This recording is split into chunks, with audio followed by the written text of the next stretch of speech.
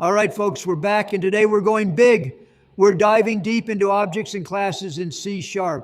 Understanding objects and classes is absolutely essential. And let me tell you, if you don't understand object-oriented programming, your coding will suffer. You will feel more awkward than Pope Francis meeting Joe Biden. Believe me. Let me explain it in a way everyone can understand, even Sleepy Joe. Think of classes like blueprints. They're like the architectural plans for Trump Tower. Big, luxurious, and they've got everything laid out. But here's the thing, folks. Just because you have a blueprint doesn't mean you have a building. This big drawing right here, that's our class, our blueprint. And that's the object. It's like the real Trump Tower standing tall and golden in New York City. Now, once you've got your blueprint, you can create as many towers as you want from it. Now, an object, it's an instance of the class. So if you have the blueprint for a tower, every tower you build from it is an object. Beautiful, right? Now, here's the Trump tip for the day, something to help you folks remember. The primary difference between a class and an object is that a class contains and defines the properties of an object, and the object contains values for those properties.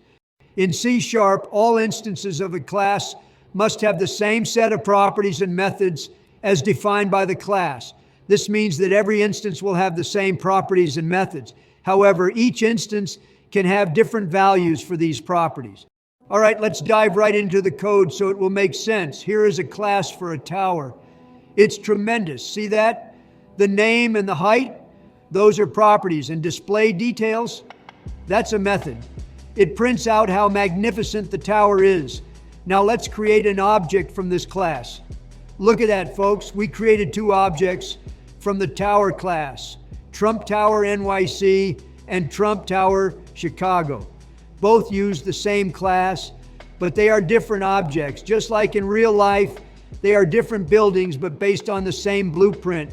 Magnificent, many such cases. So, Trump Tower NYC and Trump Tower Chicago, both are instances of the tower class. They have the same properties and methods defined by the class, but they hold different values for those properties.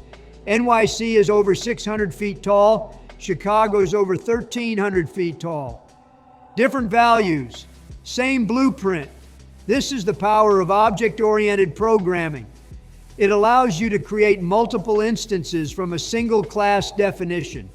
This is what objects are all about. Speaking of objects, I've almost forgot about my favorite one, Melania, of course.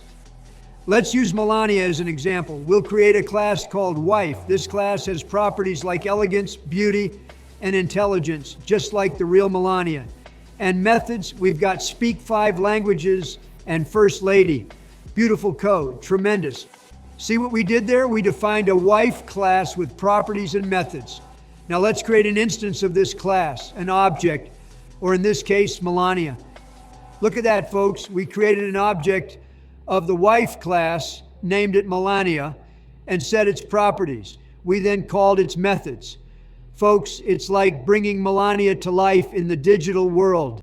Now notice how both the tower and wife classes have a method called display details, and their respective objects use them as well. Even though the method names are the same, they are different methods that do different things because they belong to different classes. I'm so happy my wife Melania was here to help me explain this to you folks. She's always been there for me. She stood by my side through thick and thin. You know, marriage is a sacred institution. It is a cornerstone of our society. It's all about loyalty, respect, and fidelity, which is exactly why I've had multiple wives and side chicks over the years. I've had more ass than a public toilet, believe me. No one gets more ass than I do. I know all about it, bigly.